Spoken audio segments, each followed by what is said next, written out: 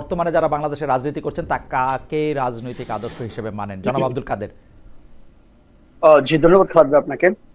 প্রথম কথা হচ্ছে আমি ক্যাম্পাসে আসার পর থেকে আদতে চিন্তা করলাম যে আসলে আমি একটা তো অবশ্যই রাজনীতি সত্য মানুষ, কোন মানে কার সাথে রাজনীতি করবো সেই জায়গা থেকে মনে হচ্ছে তারুণ্যের যে রাজনীতিটা কিংবা হচ্ছে আদতে স্টুডেন্টদের সেন্টিমেন্ট নিয়ে কারা রাজনীতি করে, যে স্টুডেন্টদের স্বার্থে জায়গাটা কারা রাজনীতি করে সেই জায়গাটা আমি চিন্তা করার চেষ্টা করছি। 19 সালে ক্যাম্পাস আসার পর থেকে দেখলাম আমি বাম ডান সবার সাথে আমি মিশেছি, সবার যেগুলো প্রোগ্রাম আমি গিয়েছি কিন্তু এখন দেখি নাই। কিন্তু তো সর্বপ্রথম হচ্ছে পরিষদের সামনে পরিষদের সাথে আমি যোগদান করি।